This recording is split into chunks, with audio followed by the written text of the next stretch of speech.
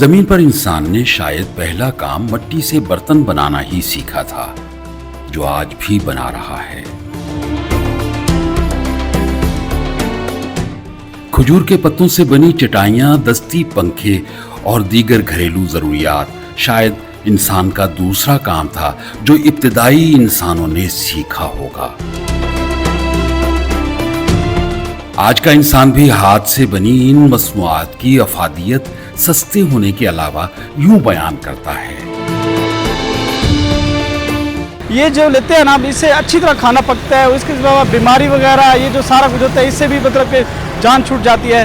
آج کا انسان چاہے جتنا قدامت پسند اور روایت پسند ہو، اونٹ، کجاوے اور گدھا گاڑی کی سواری کو ترجیح نہیں دیتا، بلکہ حدود وقت سے آگے نکلنے کی سوچ رکھتا ہے۔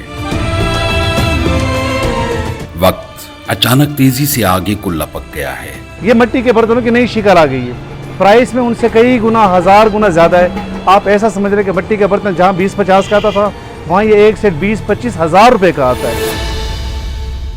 آج کی کمپیوٹرائزڈ اور سوشلائزڈ دنیا سے آگے آرٹیفیشل انٹیلیجنس کی گھنٹی بھی اب بج چکی ہے، جو انسانوں کے کرنے کے تمام کام لمحوں میں سر انجام دینے کی صلاحیت سے مالا مال ہے۔ یہ خاتون آرٹیفیشل انٹیلیجنس کی محض ایک شکل ہے جو الادین کے چراغ جیسی خصوصیات رکھتی ہے۔ I take care of most everyday tasks like cooking, housework, or managing your appointments, for example.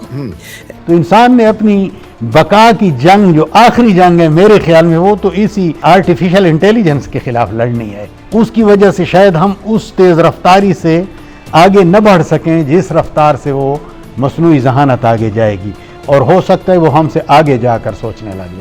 دنیا تیزی سے آگے بڑھ رہی ہے، وہ صرف چاند دیکھتی نہیں ہے، لیکن آرٹیفیشل انٹیلیجنس کے دور میں ہم کہاں کھڑے ہیں؟ ہم گارے مٹی سے نکل کر نئے دھارے میں کب اتر رہے ہیں؟ کیمرہ مین عدنان رضا کے ساتھ سعید اللہ مروت، جیو نیوز، ڈیرہ اسماعیل خان۔